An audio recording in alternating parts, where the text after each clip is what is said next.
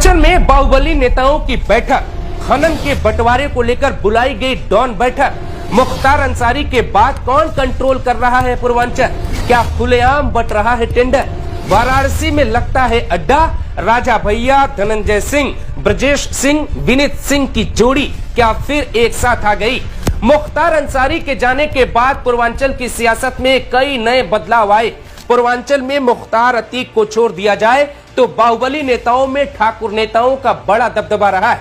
पूर्वांचल और अवध की सियासत में कई ठाकुर नेता ऐसे हैं जिनका इतिहास अपराध की दुनिया में भरा रहा है। हालांकि बाद में वो माननीय हो गए। सीएम योगी आदित्यनाथ ने सियासत को पूरी तरह बदल दिया। कोई कितना भी ताकतवर बाहुबली हो, उसको दो कायदा नहीं तोड़ना है। पहला, किसी भी गैंग में गैंगवार नहीं होनी चाहिए। दूसरा, कोई भी अपराध में लिप्त पाया गया तो बचेगा नहीं। इसीलिए क्या पूर्वांचल में कुछ दिनों पहले ही बुलाई गई थी एक डॉन बैठक। कहते हैं कि ये नियम उन सभी बाहुबलियों के लिए है जो बाहुबली होते हुए राजनीति में सक्रिय रहे। खबर है कि कुछ दिनों पहले ही पूर्वांचल के बाहुबली ब्रजेश सिंह के एक घर पर बैठक हुई, जिसमें पूर्वांचल के 6 ताकतवर नेता शामिल किए गए। इस मीटिंग में कुछ ऐसे लोग भी पहुंचे जो बाहुबली तो नहीं थे, लेकिन टेंडर और ठेका में अहम भूमिका निभाते रहे हैं, जिसमें बीएसपी के विधायक उमा शंकर सिंह का नाम भी शामिल। डॉन बैठक इसलिए हुई ताकि टेंडर और ठेका किसी बाहरी इंसान को न मिले, आपस में ही सब लोग बांट ले। ऐसी ही डॉन बैठक पहले भी हो चुकी। 2003 में अजीत सिंह के कहने पर राजा भैया ने डॉन बैठक बुलाई।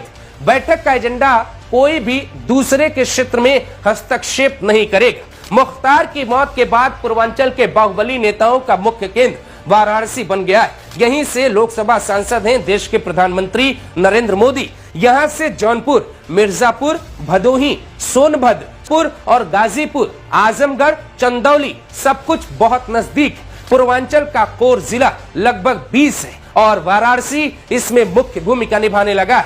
प्रयागराज का डॉन अतीक अहमद रहा नहीं। अब प्रयागराज में योगी सरकार के ही एक मंत्री का पूरा कंट्रोल बढ़ने लगा है। भदोही के माफिया विजय मिश्रा जेल में। भदोही पर मिर्जापुर के एक बाहुबली नेता कंट्रोल चाहते। भदोही के विधायक उदय भान सिंह फिलहाल उम्र कैद की सजा काटकर बाहर आ चुके हैं, लेकिन उनका पूरा परिवार भी वाराणसी में रहता है। वो भदोही में कम दिलचस्पी लेने लगे। उनका लड़का भी वाराणसी में ही जम गया। सुल्तानपुर में सोनू मोनू सिंह की हालत भी खस्ता हो चुकी। सुल्तानपुर में अब जौनपुर का वर्चस्व बढ़ रहा है। जौनपुर में धनंजय सिंह का सिक्का चलता है। बीजेपी की सरकार में उन्हें कोई खास दिक्कत नहीं होने वाली। चंदौली से बाहुबली ब्रजेश सिंह, उनके परिवार के ही बीजेपी विधायक सुशील सिंह की रफ्तार तेजी से बढ़ रही। उधर मिर्जापुर और वाराणसी में कंट्रोल कर रहे बाहुबली नेता बीजेपी एमएलसी विनीत सिंह की रफ्तार भी तेजी से बढ़ रही। गाजीपुर खाली हो चुका है। मऊ का कोई माफिया अब नहीं रहा है। आजमगढ़ में कोई बड़ा माफिया नहीं रहा। कुंटू सिंह के जेल जाने के बाद वहां भी कहानी खत्म होती नजर आ रही। यानी पूरा कंट्रोल वाराणसी के हाथ में है। वाराणसी पर पहले से ही कंट्रोल ब्रजेश सिंह का कहा जाता है। ये बैठक भी वाराणसी में हो रही। इसमें कौन कौन शामिल हुआ इसकी कोई ठोस सूचना नहीं, लेकिन आसपास के बाहुबली नेताओं को बुलाया गया था। मुद्दा था किसी के टेंडर में कोई दूर नहीं लड़ाएगा। इस बैठक का मतलब क्या निकाला जा रहा है, जरा समझते। वाराणसी की ताकत का अंदाजा आप इस तस्वीर से लगाई। ये तस्वीर ब्रजेश सिंह के बेटे सागर सिंह के रिसेप्शन की है। कुंडा विधायक रघुराज प्रताप सिंह भी पहुंचे हैं। ब्रजेश सिंह का बेटा सागर उनके साथ दिखाई दे रहा है। इसके अलावा यूपी के डिप्टी सीएम भी वहां पे मौजूद दिखाई दे रहे हैं। ठीक दाहिनी तरफ डॉन ब्रजेश सिंह भी दिखाई देते। मुख्तार अंसारी के जाने के बाद ब्रजेश सिंह का कंट्रोल वाराणसी के साथ पूर्वांचल में बढ़ गया, लेकिन कोई भी बाहुबली नेता जिसके दामन पे कई दाग लगे हो, वो योगी की सरकार में बचकर चलना पसंद कर रहा है। ज्यादातर बाहुबली संत बनने की राह पर दिखते हैं, लेकिन असल में सरकारी टेंडर का आनंद अभी भी जारी है। मिर्जापुर से विनीत सिंह, जो बाहुबली कहे जाते हैं, वो फिलहाल बीजेपी से एमएलसी। उनका बेटा विधानसभा चुनाव 2027 की लड़ाई की तैयारियों में जुटा है। यानी माफिया हो या बाहुबली, योगी की सरकार में खबरों से दूर रहना पसंद करते हैं, लेकिन सियासी मजबूती बनाए रखना चाहते। अंदर खाने अभी भी सिस्टम उनका काम कर रहा है। वाराणसी के पास ही सोनभद्र है। सोनभद्र में ही खनन का कारोबार बढ़ रहा है।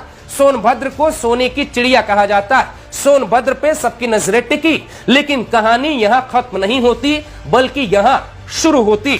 पूर्वांचल का कंट्रोल बेशक वाराणसी में बढ़ रहा हो, लेकिन की सियासत में दम भी बढ़ा है। राजा भैया फिलहाल योगी आदित्यनाथ के सबसे करीबी विधायक में से एक। राजा भैया अपनी बाहुबली वाली छवि को बदलकर एक सामान्य व्यक्ति की करने की कोशिश में जुटे, लेकिन वो संभव नहीं लगता। उनकी पत्नी के साथ उनका एक ऑडियो क्लिप वायरल हो रहा।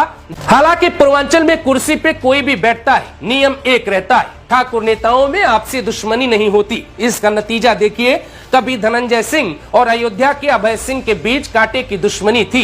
हालांकि पहले वो एक अच्छे दोस्त हुआ करते, लेकिन एक शूटआउट ने दोनों को दुश्मन बना दिया। नवल कांत सिन्हा ने साल 2004 में एक किताब लिखी जिसका नाम था मौत, माफिया और सियासत। इसके बाद इस किताब की कहानी उत्तर प्रदेश के लोगों की जुबान पर आ गई।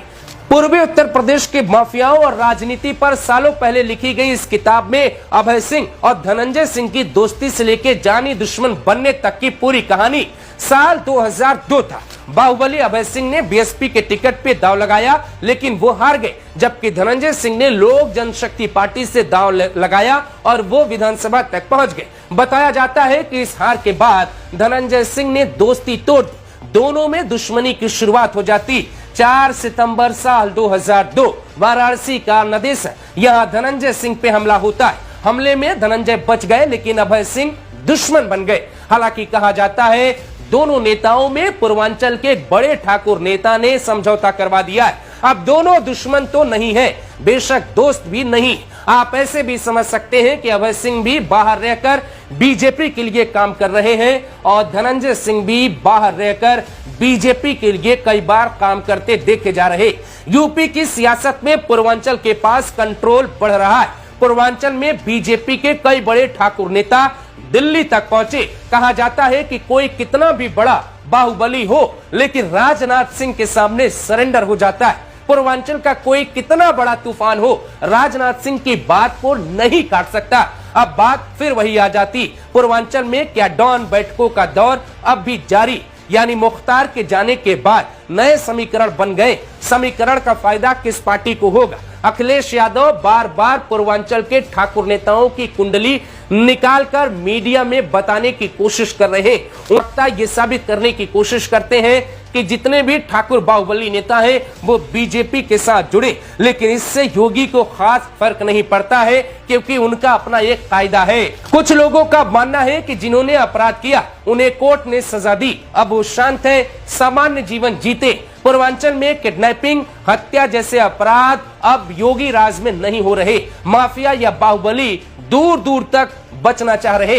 ऐसे में योगी आदित्यनाथ को कोई परेशानी होती दिखाई नहीं दे रही, बल्कि उन्हें पूर्वांचल की सियासत में जमे रहने से ये सब कुछ एक तरीके से फायदा पहुंचा सकता है। लेकिन कहा यह जा रहा है कि ये जो डॉन बैठक हुई है, इस बैठक में कुछ टेंडर पास किए गए। टेंडर पे बात हुई, लेकिन बीएसपी के विधायक उमा शंकर सिंह ने अपने हिसाब से एक टेंडर ले लिया है, जिसमें उनकी मदद की है एक अधिकारी ने। इस बैठक का रूल तोड़ दिया गया है। आगे पूर्वांचल की सियासत में वाराणसी का कद कितना बढ़ेगा, ये भी आने वाला वक्त बताएगा, क्योंकि कांग्रेस के प्रदेश अध्यक्ष अजय राय भी वाराणसी से पीएम मोदी के खिलाफ चुनाव लड़ते। अजय राय का इतिहास खंगालेंगे तो बाहुबली उन्हें भी कहा जाएगा।